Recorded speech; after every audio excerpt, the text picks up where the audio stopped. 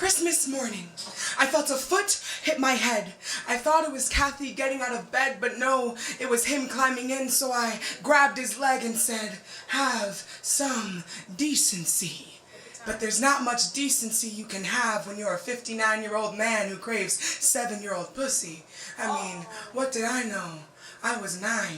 I knew that Christmas was holy, and that I was losing my innocence slowly, or quickly, rather, now that I think about it. He was the protagonist in my life, and I was pushed to supporting. Everything we did depended on what his dick felt like doing. It was as if the Twin Towers collapsed on my life. Not just on the concrete of Manhattan streets, no, it took me down with them. One hit the east, one in the south, one in Virginia, one in PA, then one came speeding my way. It was the 5th plane.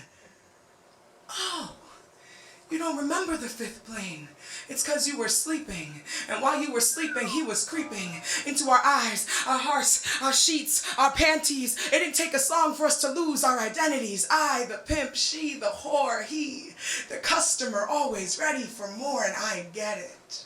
You had a sleeping condition, but you were supposed to be my mother, and you somehow aborted that mission, but I don't blame you, of course. How could you have known? My smile stayed big and she never moaned, but right under your roof was the unlikely cast of a nightmare. We were going fast, well, they were, as I sat and I watched you sleep, quiet so my life I could keep. But when I finally gained the courage at the age of 13, for some odd reason, you didn't believe me. The truth was told and you chose to ignore it as he chased me down the stairs with a bat from our 5th floor apartment. You said, "I knew you always told stories." But this was not fiction. This was reality, and you chose to abandon me. When I got upstairs, I thought he'd be gone, you know? Because he molested us, I told, and you were my mom, but I guess something got lost in translation. Maybe it's because we didn't share the same blood, and he was more like family than me, and I didn't belong, adopted. So of course, all my truths are lies. And no, I do not need protection for what rests in between my thighs, because signing a piece of paper makes nothing real. No matter how far I look back, I will never find myself on your family tree, Mama. So when I got back upstairs, he kept living next door.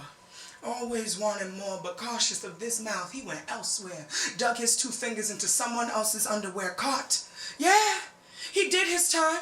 Jailed for a crime that wasn't mine, and I'm surprised that this surprised me because it happened to me when I was 3, but I guess that I was just too young to remember the hands of a man I called Poppy and the Splish Splash fantasies of what I called family broken. So I ate and I ate till I gained all this weight, hoping that ugly would fix me, and believe me, it did.